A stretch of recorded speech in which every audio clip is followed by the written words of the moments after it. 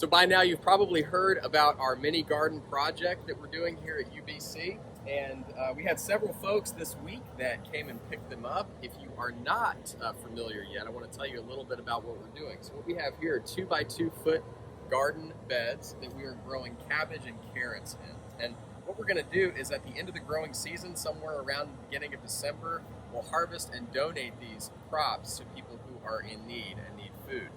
A couple things that I want to tell you about over the next several weeks. Every week in the window, we will have a section dedicated to garden tips for those that have these boxes, and a quick reflection, something that you might be able to think about as you're gardening or as you're praying for those who are gardening if you don't have a box. So just a couple things this week if we take a look at our crops. This week is very simple. You have cabbage seedlings that we planted. And some carrot seeds, about 16 or 32 per box, depending on how many you put in. And the tips this week that you'll need to know are to keep the box watered. It's raining a lot, so you may not have to worry about that too much this week. Make sure it gets 6 to 8 hours of sunlight per day, so make sure the box is in a place that's very well lit, not a whole lot of shade. And just pull weeds if you see anything sprout up. Do make sure it's not a carrot sprout, but I don't think you'll get those yet. And as you're going about this, not just this week, but in the future throughout this whole season, approach this prayerfully.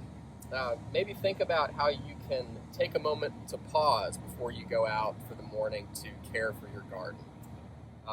If it's raining, maybe you pause inside with your cup of coffee, but take a moment to breathe, to reflect on the important work that you're able to do here. How awesome is it that in just a few short weeks, these little seedlings and seeds will produce food for someone who's in need, and that you get to be a part of that.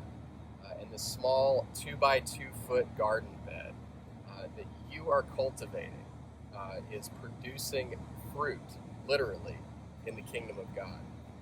So pause and take it slow and use it as a prayerful exercise as you go about caring for your garden.